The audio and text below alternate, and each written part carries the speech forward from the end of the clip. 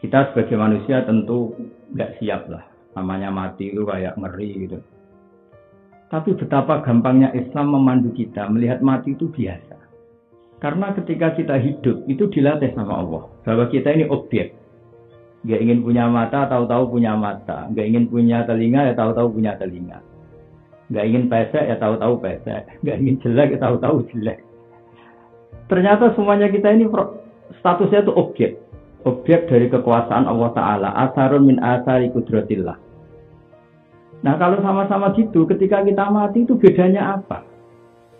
Kita ini menjadi janggal dengan kematian karena kita berpikir sebagai subjek, sebagai subjek. Nah dengan cara berpikir la haula wala quwata illa billah, kita akan terbiasa dengan zaman saya hidup ya diurus Allah, maka nanti setelah kita mati juga diurus Allah.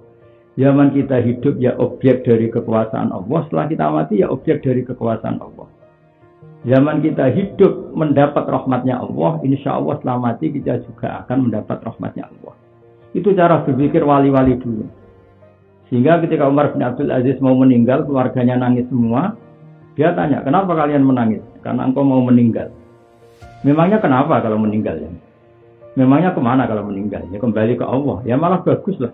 Kembali ke zat yang arhamur rahimin. Kembali ke zat yang khairul ghafirin. Kembali pada Tuhan yang Maha Kasih, kembali ke Tuhan yang Rahman Rahim.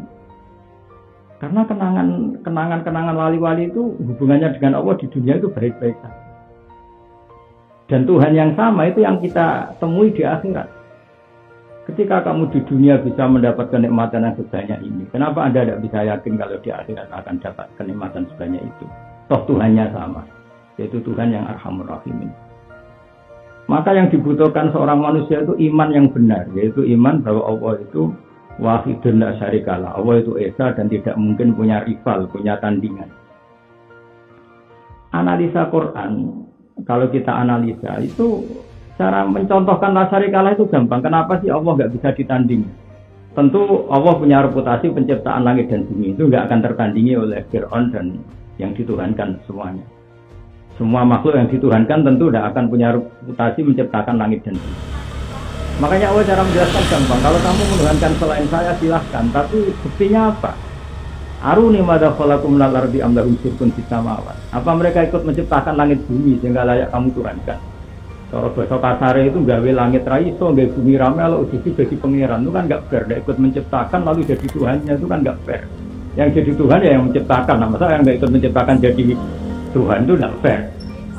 Jadi segampang itu Om Rizal.